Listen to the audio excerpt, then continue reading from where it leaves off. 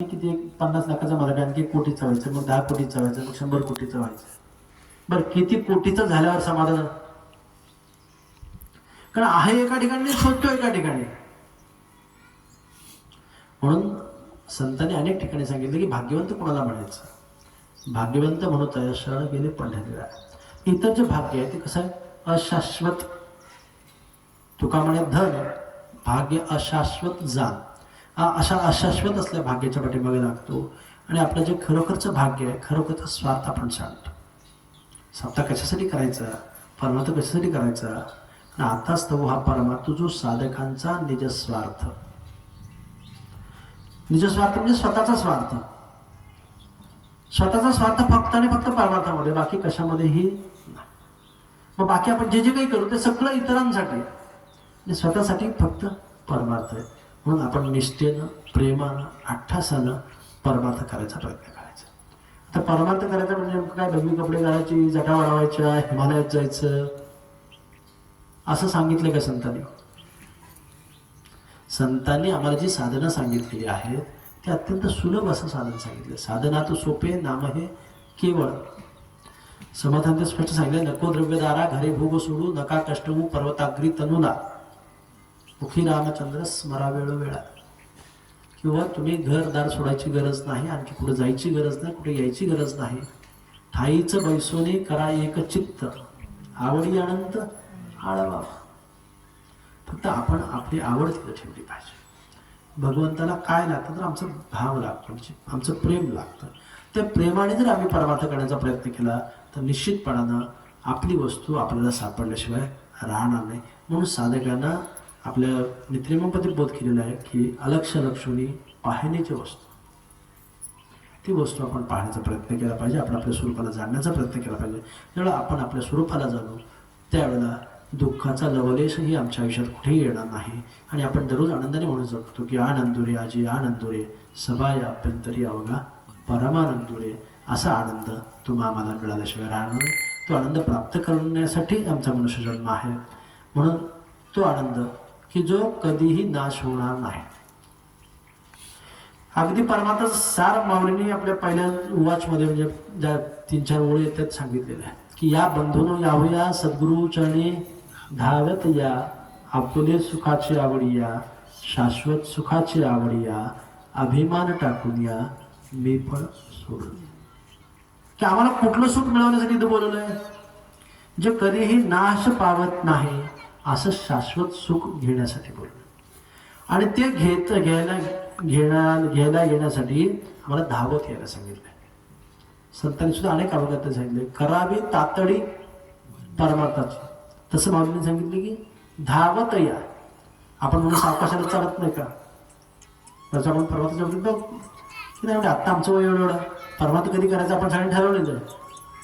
की म्हणून सर्वसाधारण बऱ्याच ठिकाणी आपण बघतो कीर्तनामध्ये, प्रवचनामध्ये, मंदिरामध्ये जी संख्या असते श्रोत्यांची ते जवळपास 60-65च्या पुढं. आम्ही आमच्या मनाला असं ठरवलं की परमार्थ कधी करायचा?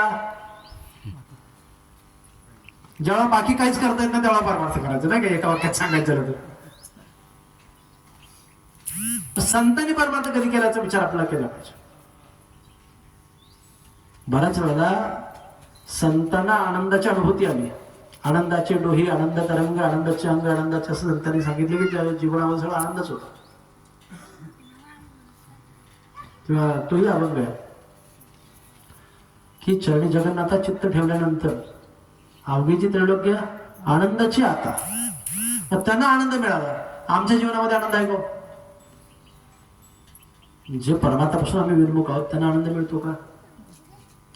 इकडे संतांना तोच देह आहे, तेच जगत आहे. याच्यामध्ये काय फरक आहे? तुका मला 2 पाय होते, 2 हात होते, 2 डोळे होते, ज्ञानेश्वराला तसंच शरीर होतं. सगळ्या संतांनी तोच नरदेह घेऊन आले होते आणि आम्हाला सुद्धा तोच नरदेह मिळाला आहे. जगतही त्यावेळेला होतं तेच यावेळेला आहे. पण त्यांना हे सगळं आनंदमय वाटलं आणि आम्हाला हे सगळं दुःखमय वाटतं. याचं कारण काय? कारण इथं आपलं तातडी जर आपण म्हणतो बघा, बऱ्याच वेळा जर टायमिंग चुकलं, वेळ जर चुकली तर सगळं चुकत जातं. मी नेहमी प्रत्येक प्रयोजन आवर्जून सांगत असतो.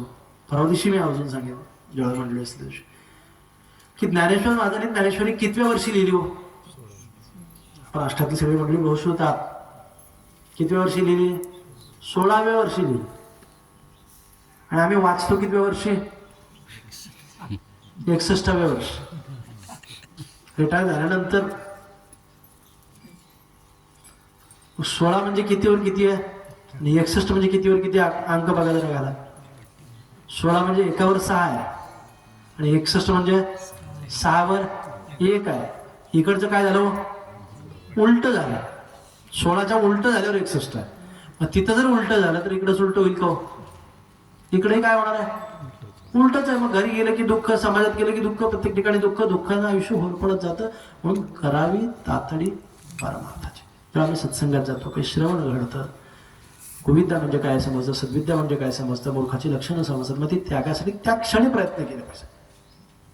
तर उद्याचा दिवस असेल आम्हाला माहीत का? माहिती कोणाला गॅरंटी आहे की उद्या आपण असू? नाही ना. आजचा दिवस उद्या नाही. बोला विठ्ठल रुक्मिणी. आपल्या माऊलीचं भजन म्हणताना आपण म्हणतो, बालपण गेलं तरुणपण आलं, हळूहळू येईल म्हातारपण, आता तरी बाळकृष्ण माऊली म्हण.